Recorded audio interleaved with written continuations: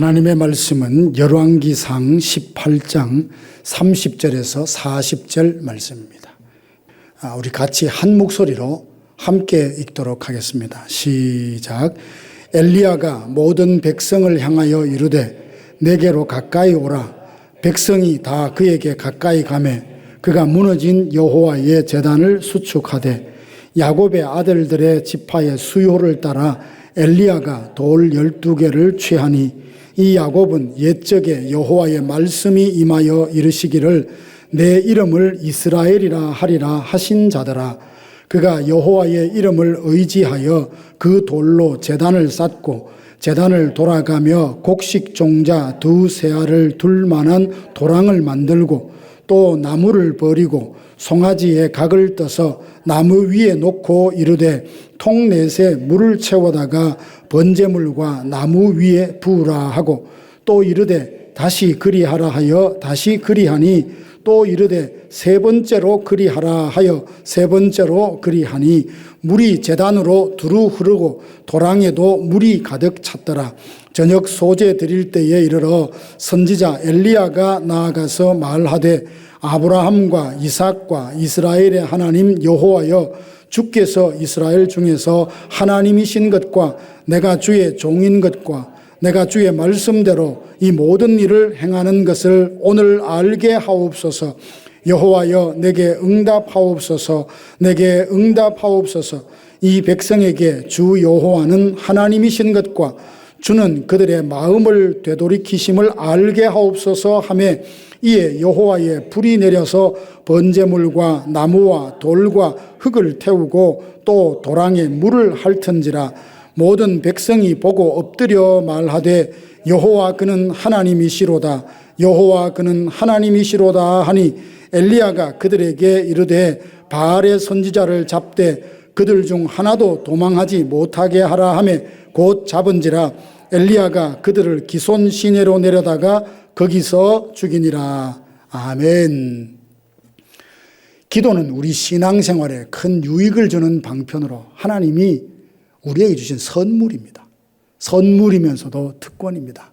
우리 방금 합심해서 기도했던 대로 지금 중국 같은 경우 정말 기도하고 싶어하는 많은 분들이 있지만 그들은 소리쳐서 마음껏 기도하지도 못합니다. 그러나 우리는 마음 가지고 이 자리에서 마음껏 기도할 수 있게 되잖아요. 이게 얼마나 큰 특권이요 축복인지 모릅니다. 그런데 보면 우리들만 기도하는 것이 아니라 모든 종교에서 기도하고 있죠. 무속인들도 기도하고 이슬람은 금식월인 라마단 기간을 정해서 한 달 동안 낮에 금식하면서 기도하는 것도 봅니다. 불교에는 3·7일 기도라 해서 21일간 기도하는 게 있거든요. 한 단계 더 나아가 100일 기도, 1000일 기도를 하는 것도 들었습니다. 그러나 타 종교에서 하는 기도와 우리 기독교에서 하는 기도는 중요한 부분에 차이가 있습니다. 타 종교에서의 기도는 기도하는 그 사람의 개인의 수양이나 자기가 원하는 것을 얻어내는 수단과 같아요. 그렇지만 우리가 하나님 앞에 기도하는 것은 하나님과의 인격적인 대화요, 영적인 사귐입니다. 그래서 기도하면서 하나님의 뜻이 무엇인지, 하나님의 마음이 무엇인지 알게 되고 기도하며 응답을 기다리는 과정을 통해서 우리 자신이 하나님의 사람으로 빚어지는 바로 그런 성숙해가는 과정입니다. 오늘도 기도하기 위해서 이 자리에 모였는데 사실 기도의 절정은 응답에 있다라고 해도 과언이 아닙니다. 물론 기도 응답이라고 해서 내가 원하는 대로 다 얻어내는 것을 응답이라고만 말하지 않습니다. 하나님은 우리의 간구에 귀를 기울여 다 들으십니다. 심지어 신음소리까지도 들으신다 했습니다. 그렇지만 하나님은 우리가 달라는 대로 구하는 대로 다 주시는 것은 아닙니다. 때로 정욕으로 쓰려고 잘못 구할 때가 있고 내가 구하는 것이 내가 복이 되는지 해가 되는지 분별을 하지 못해서 기도할 때는 거절하는 것이 사실 은혜가 아닙니까? 그렇지만 우리가 하나님께 구하는 대로 이루어 주시든지 아니면 거절하시든지 아니면 기다리라 하시든지 우리의 기도를 들으시고 하나님께서 주시는 것이니 다 응답인 겁니다. 성경에 보면 많은 사람들이 기도해서 응답을 받은 기록들이 있습니다. 이삭은 20년 동안 기도해서 쌍둥이 아들을 얻었죠. 모세는 기도해서 아말렉과의 전투에서 승리하는 것을 봤고요. 사무엘은 기도해서 블레셋과의 전투에서 승리를 이끌었고, 솔로몬은 기도해서 그 모든 사람보다 탁월한 지혜를 얻었지 않습니까? 그리고 성경에 보면 아주 독특하고 특별한 응답을 받은 기도가 있는데 그 기도가 엘리야의 기도입니다. 하나님은 엘리야의 기도를 들으시고 그 사은 제단 위에 불로 응답해 주셨습니다. 엘리야가 기도하면 3년 6개월 동안 비가 오지 않고 다시 기도하면 비가 옵니다. 엘리야가 특별한 사람이라서 특별한 응답을 받은 것이 아닙니다. 야고보서 5장 17절 보면 엘리야는 우리와 같은 성정이 같은 사람이라고 했습니다. 엘리야의 기도에 응답하신 것을 보면서 엘리야의 기도에 담겨진 4가지 특징을 함께 살펴보면서 우리의 기도를 한번 돌아보는 귀한 시간이 되기를 바랍니다. 먼저 엘리야의 기도를 보면 경건한 삶이 뒷받침된 기도였습니다.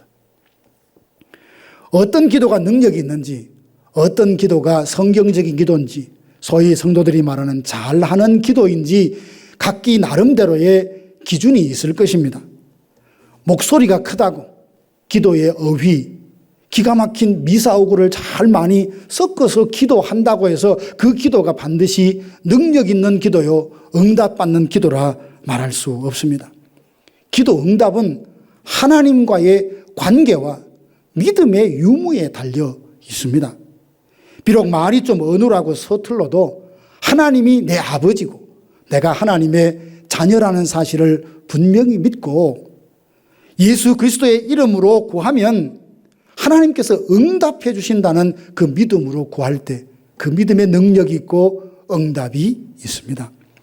이사야서 59장 1절 2절 보면 여호와의 손이 짧아 구원하지 못하심도 아니요 귀가 둔하여 듣지 못하심도 아니라 오직 너희 죄악이 너희와 너희 하나님 사이를 갈라 놓았고 너희 죄가 그의 얼굴을 가리어서 너희에게서 듣지 않으시게 함이니라.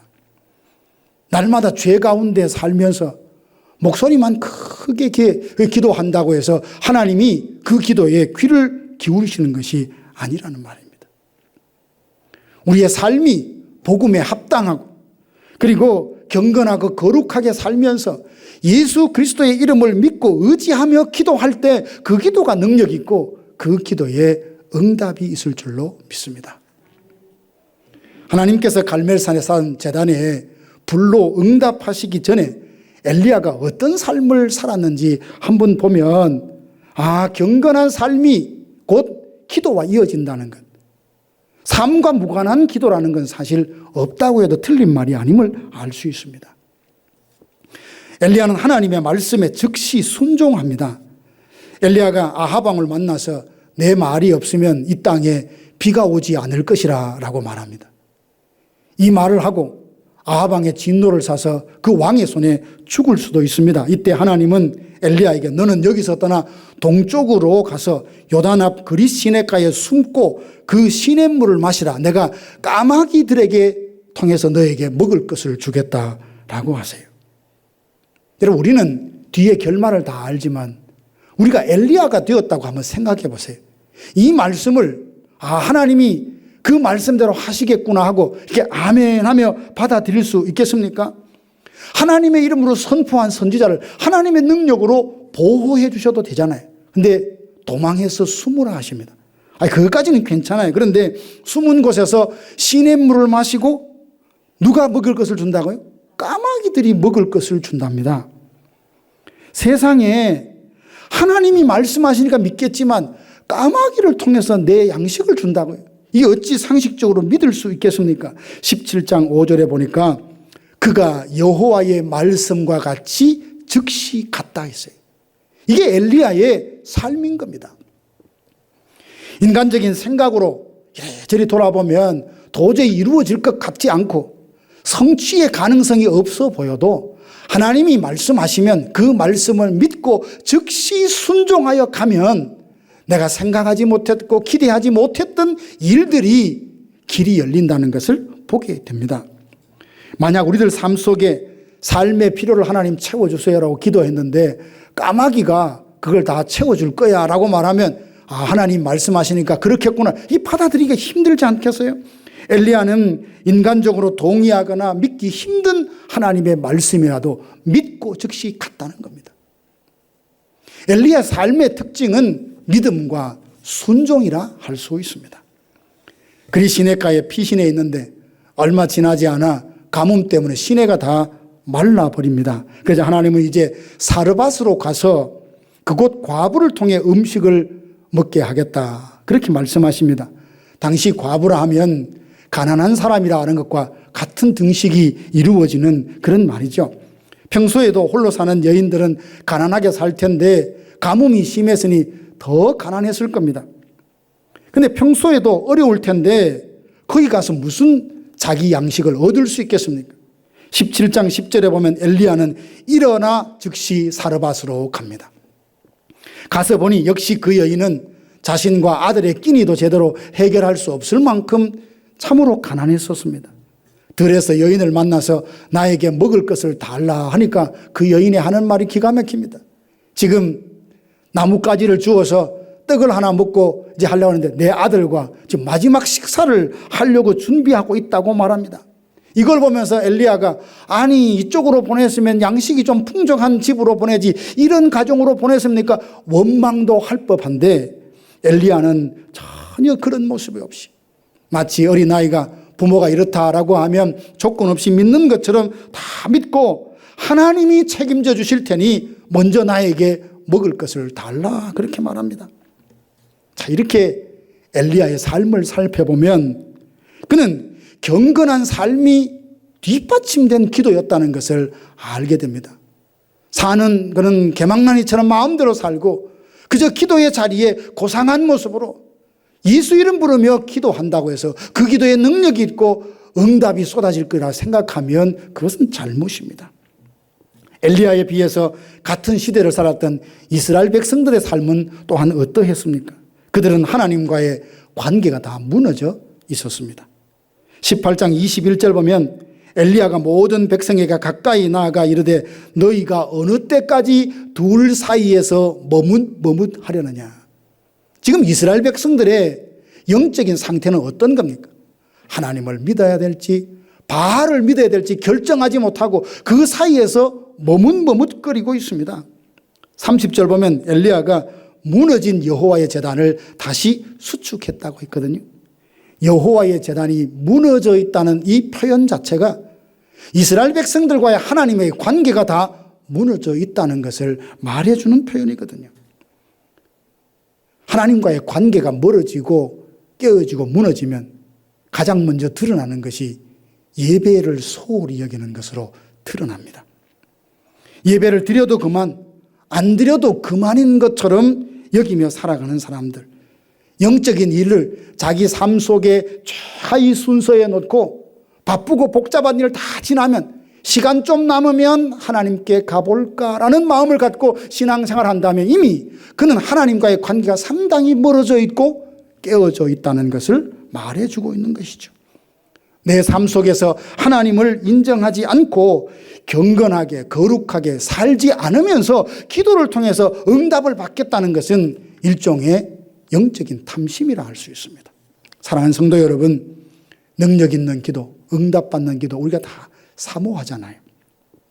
더 큰 소리로 부르짖거나 더 아름다운 미사어구를 해야 하나님의 마음이 움직이는 것이 아니라 범사에 우리의 삶이 하나님께로 더 가까이 가기를 원하고 말씀하시면 순종하겠습니다. 따르겠습니다. 이런 마음으로 살아가는 그 삶을 보시고 하나님은 우리의 기도에 응답하십니다. 이제부터 우리가 응답받기 위해서 어떻게 기도해야 할까요? 경건한 삶을 살면서 기도하십시다. 날마다 하나님의 선하시고 기뻐하는 뜻이 무엇인지 분별하여 그 뜻대로 살기를 힘쓰십시다. 나를 구원하신 하나님의 은혜에 감사하며 어떻게 하면 주님을 더 기쁘시게 할까를 두고 생각하십시다. 하나님이 말씀하시면 즉시 순종하겠다고 다짐하고 결심하며 살아가십시다. 의인의 간구에 역사하는 힘이 크다 했으니 경건한 삶을 사는 자, 하나님의 뜻대로 사는 자, 말씀에 순종하기를 힘쓰는 자, 바로 이런 삶이 거룩하고 경건한 삶을 살면서 우리가 기도해서 구하는 것에 넘치도록 응답을 받는 우리 모두가 되기를 주님의 이름으로 축복합니다. 두 번째 엘리야의 기도의 특징은 확신에 찬 기도였습니다. 아합을 피해 숨어서 지낸 지 3년이 지났을 때에 엘리야는 이제 아합을 만나서 한 가지 제안을 합니다. 이스라엘이 이토록 고통을 겪는 것은 당신이 바알을 섬기고 우상을 섬겼기 때문이니 왕후 이세벨의 상에서 먹는 바알 선지자 450명, 아세라 선지자 400명을 갈멜산으로 다 모으라고 이야기합니다. 아합은 사람들을 시켜서 선지자들을 갈멜산으로 다 모았습니다. 왜 하필 갈멜산일까 생각해 봤더니 갈멜산이 바알을 숭배하는 근원지더라고요. 엘리야는 그곳에서 참 하나님이 누구신지 드러내므로 바알이 아무것도 아니라는 것을 다 드러내기를 원했던 것이죠. 산에 모인 선지자들에게 엘리야가 이렇게 제안합니다. 제단을 쌓고 그 위에 송아지를 올려놓고 불은 붙이지 말자. 그리고 각자 자기가 믿는 신의 이름을 불러서 불로 응답하는 그이가 진짜 하나님이라고 믿자. 바알을 섬기던 사람들도 동의해서 이제 숫자가 더 많은 바알 숭배자들이 먼저 시작합니다. 바알이여, 바알이여. 얼마나 간절하게 불렀을까요? 심지어 몸을 상하게 하면서 그렇게 간절히 불렀지만 해가 질 무렵까지 바알은 아무런 응답이 없습니다. 저녁 소재 드릴 때가 되자 이제 엘리야가 나섭니다. 무너진 제단을 다시 쌓고 그 위에 송아지를 올려놓았습니다. 그리고 제단 주변으로 도랑을 만들고 그 위에 12동이에 물을 부었습니다. 좀 이상하지 않습니까? 지금 제단 위에 불이 붙어서 활활 그 재물을 다 태워야 되는데 그러면 그 어떤 데보다 마른 장작이 필요할 텐데 그 위에 물 12동이를 붓습니다. 왜 이렇게 했을까요? 엘리야는 850대 1의 구도 속에서 영적 전쟁을 치르고 있는데 어떻게 그 위에 12동에 물을 부으라고 했을까요? 인간적인 방법으로는 결코 불탈 수 없는 조건. 만약 이 제단 위에 불이 임해서 다 재물을 태웠다면 100% 하나님이 불을 주셨다는 그것을 드러내기 위해서 그 상황을 만든 거죠. 불로 응답해 주실 것이라는 확신이 없다면 결코 할 수 없는 행동이었습니다. 엘리야는 여호와의 이름을 의지하며 무너진 제단을 다시 쌓고 간절하게 기도합니다. 여호와여 내게 응답하옵소서. 내게 응답하옵소서. 기도했을 때 하늘에서 직접 불이 내려서 그 재물을 다 태웠습니다. 확신에 찬 기도에 하나님이 불로 응답하셨죠. 성도는 기도할 때 하나님께서 들으신다는 확신을 갖고 기도해야 합니다. 나의 기도에 하나님께서 응답하실 것이라는 것을 확실히 믿는다면 기도나 해보지, 기도나 할까 이런 말은 결코 할 수 없습니다. 기도할 수 있다는 것이 축복이요, 기도하면 된다는 확신을 가지고 하나님 앞에 메어 달릴 것입니다. 가뭄이 지속될 때 우상을 섬기는 사람들은 기우제를 드리지 않습니까? 그런데 기우제를 드리는 제주들은 반드시 우산을 들고 간다고 합니다. 왜냐하면 기우제를 드리면 산신이든 누구든 간에 비를 줄 것이라는 확신을 갖고 상징적으로 우산을 들고 간대요. 저는 이걸 보면서 참 반성을 해봤어요. 우상을 섬기는 제주들도 이 정도의 믿음이 있는데 살아계시고 전능하신 하나님을 믿고 예수 그리스도의 그 이름 분명히 응답해 주겠다는 약속을 갖고 기도하는 우리가 기도하면서 확신이 없다면 하나님 앞에 부끄러운 일 아닐까요?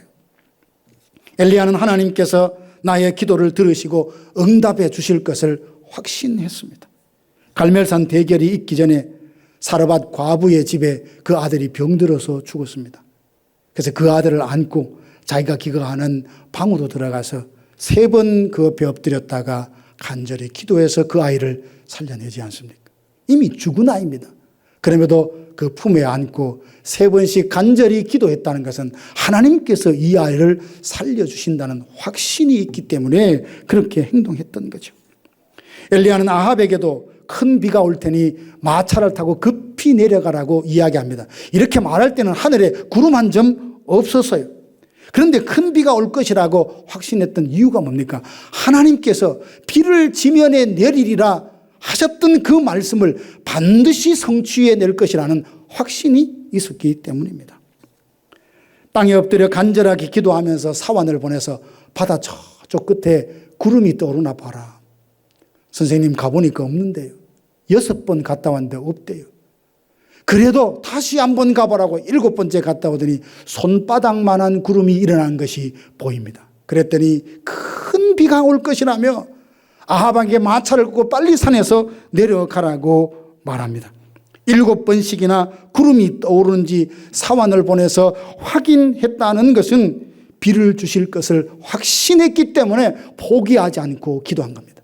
아마 7번째 가서 아무것도 없습니다 라고 말하면 8번째 또 보낼 거예요. 끝까지 보내서 기어코 하나님은 말씀하신 것을 이루신다는 확신이 있기 때문에 확신을 갖고 기도했습니다. 수로보닉의 여인에게 딸이 있었습니다. 근데 이 딸은 귀신이 들려서 물에도 넘어지고 불에도 넘어지니 온몸에 상처 투성이었을 겁니다.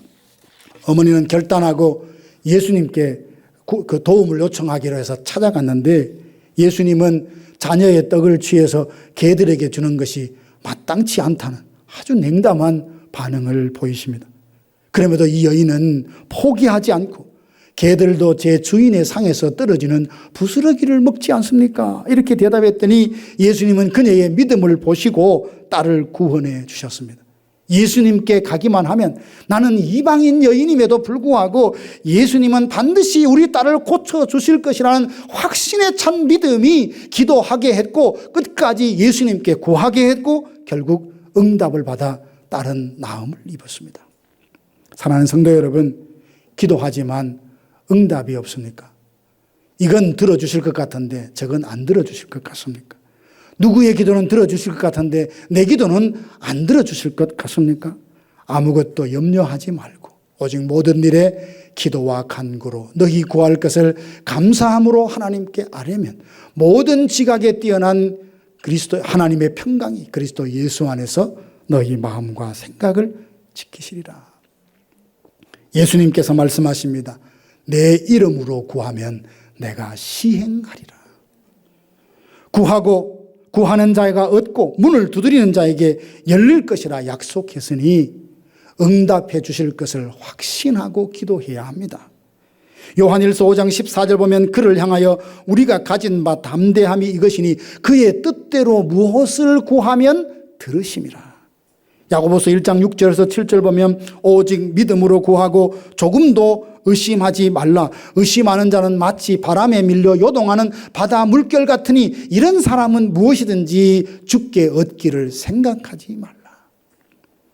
우리가 기도할 때요, 주실 마음도 없고 해결할 생각도 전혀 없는 그 굳은 하나님의 마음을 좀 어떻게 바꾸어 보려고 막 그 보좌를 뒤흔드는 게 기도가 아니에요. 하나님은 말씀하셨습니다. 나는 너를 지키시기를 원하고 나는 너를 평강 주기를 원하고 은혜 주기를 원한다고. 하나님은 우리가 우리 자신이 복 받기를 원하는 것보다 하나님이 우리에게 복 주시기를 더 원해서요. 그러므로 확신을 갖고 기도하면 하나님의 뜻 안에서 가장 좋은 것으로 응답해 주실 것을 믿습니다. 세 번째로 엘리야의 기도에서 배우는 특징은 기도하는 목적이 아주 뚜렷했다는 사실입니다. 야고보서 4장 말씀에 보면 우리가 얻지 못함은 구하지 아니하며 구하여도 얻지 못함은 정욕으로 쓰려고 잘못 구하기 때문이라 라고 했습니다. 기도하되 정욕으로 쓰려고 잘못 구하면 응답을 받지 못한답니다.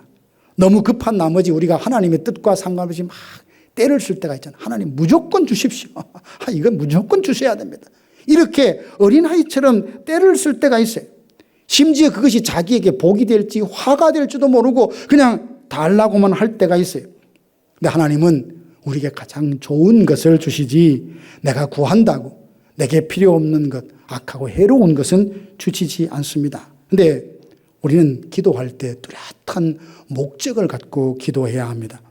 무엇을 위해서 기도하는지 중요합니다. 어떻게 기도하는지 중요합니다. 얼마나 기도하는지 중요합니다. 그러나 그것보다도 기도하는 목적이 하나님의 마음과 뜻에 맞아야 합니다. 엘리야가 기도한 목적은 뚜렷했습니다. 아합 왕 당시 이스라엘 백성들이 하나님을 믿어야 될지 바알을 믿어야 될지 갈팡질팡하는 거예요. 하나님, 내가 쌓은 이 제단 위에 불로 응답해 주셔서 하나님이 여호와가 진짜 하나님인 것을 모두가 알게 해 주십시오. 이게 엘리야가 기도했던 기도의 목적인 겁니다. 실제로 그렇게 기도했을 때 불로 응답하자 이를 본 백성들이 어떻게 반응합니까? 그는 하나님이시로다. 여호와 그는 하나님이시라. 그렇게 찬양하고 돌이키지 않습니까? 엘리야의 제단에 불로 응답했다는 그 사실보다 더 중요한 것이 뭐냐? 그 일을 통해서 하나님을 떠났던 백성들, 하나님과 멀리 떨어져 있던 그들이 마음을 돌이켜 하나님께로 가까이 왔다는 게 더 중요한 겁니다. 기도하는 목적이 분명하니 엘리야는 기도할 때 담대할 수 있었습니다. 하나님이 기뻐하실 뜻이요 응답해 주실 것이라는 확신을 갖고 있었으니 그 기도에는 힘이 있었습니다. 우리는 하나님 앞에 병 낫기를 위해서 기도해야 합니다. 경제적인 어려움을 해결해 달라고 기도해야 합니다. 믿음으로 경영하는 비즈니스 잘 되게 해달라고 기도해야 합니다. 자신의 장래의 미래를 위해서 기도해야 되고 자녀를 위해서 교회를 위해서 기도해야 합니다. 그러나 구하는 목적이 거룩하고 선명해야 합니다. 건강을 주시면 주님 뜻대로 살겠습니다. 물질의 복을 주시면 하나님의 영광과 그 나라를 위해서 후히 드리겠습니다. 자녀들이 잘 되게 해주시면 하나님의 뜻을 위해서 하나님의 나라를 이 땅에 확장하는 일에 제 자녀들을 사용하도록 하나님께 드리겠습니다. 하나님이 기뻐하시고 하나님이 기대하시는 그 목적과 맞추어서 선명한 어떤 목적을 가지고 기도할 수 있어야 합니다. 가끔 기도할 때 이렇게 한번 되물어 보시죠. 하나님, 내게 물질이 필요합니다. 그리고 여러분이 하나님 입장에서 되물어 보세요.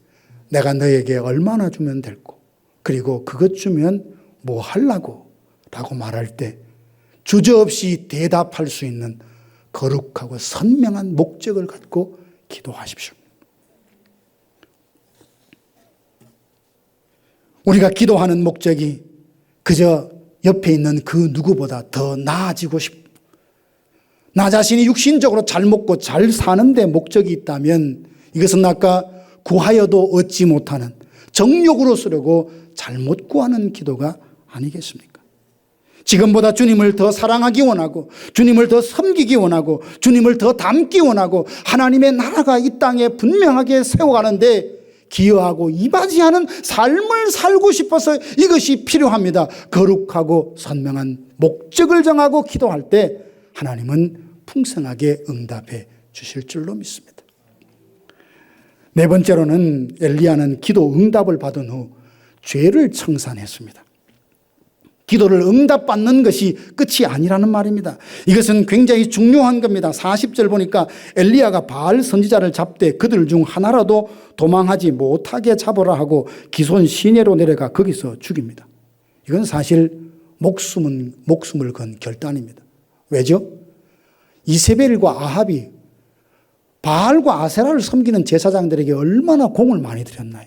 그들을 후원했고 그들이 오늘이 있기까지 경제적으로 많은 부분에 후원했는데 그들을 한꺼번에 다 죽인다면 어떻게 되겠습니까?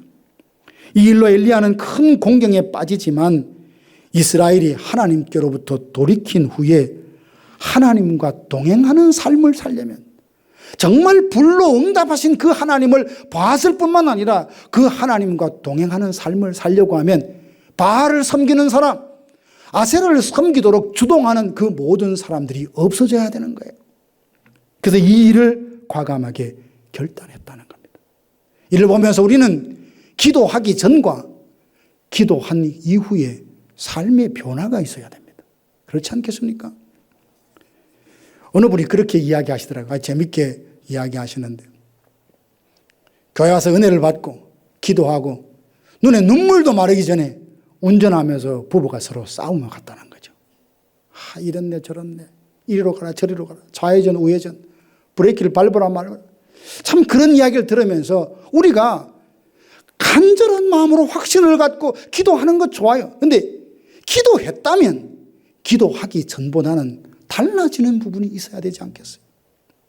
엘리야는 기도한 후에 불로 응답하신 하나님을 만난 후에 죄된 모든 것을 정리했다는 사실입니다. 로마서 2장에 보면 율법에 있는 지식을 가르치고 어리석은 교사여 선생이라 스스로 믿으면서 다른 사람은 가르치면서 자신은 가르치지 않고 율법을 지키라면서 자기는 지키지 않고 도둑질하지 말라며 자기는 도둑질하고 간음하지 말고 우상 숭배하지 말라며 자기는 우상을 숭배하는 이 사람 때문에 하나님의 이름이 이방인 중에서 모독을 받는다라고 했습니다. 사랑하는 성도 여러분, 기도하셨다면 응답해 주실 것을 믿고 기다립시다. 그리고 기도하기 전에 살았던 옛 습관을 버리고 마음의 쓴뿌리를 다 걷어내고 새 사람을 덧입어야 합니다. 기도한 후에 아무 변화도 없고 오히려 과거로 뒤돌아가고 뒤로 물러가 침륜에 빠진 사람이라면 믿지 않는 사람이 그렇게 말하지 않겠습니까? 너 기도는 왜 했니? 기도회는 왜 갔니라고 반문하지 않겠어요? 기도한 후 응답을 받을 뿐 아니라 응답을 받은 후에 죄를 청산하고 삶이 변화될 때 하나님은 우리를 통하여 영광을 받으실 겁니다. 엘리야의 기도는 우리의 기도 생활에 많은 교훈과 도전을 줍니다. 뭐니 해도 기도의 절정은 응답입니다. 하나님께서 엘리야의 기도를 들으시고 불로 응답해 주신 것을 보니까 엘리야는 기도만 열심히 간절히 했던 사람이 아니라 기도하기 전에 경건한 삶, 거룩한 삶을 살았던 사람이었습니다. 엘리야의 기도를 생각하며 말뿐인 기도가 아니라 경건하고 거룩한 삶을 살면서 기도하는 우리 모두가 되기를 바랍니다. 일상생활 속에서 하나님의 말씀에 순종하면서 기도하십시다. 믿고 구하면 주시려는 확신을 갖고 기도합시다. 그리고 기도했다면 기도하기 전보다도 뭔가 달라지고 주님께 더 한 걸음 가까이 가고 예수님을 더 닮아가는 이런 은혜가 우리 가운데 있기를 주님의 이름으로 축복합니다.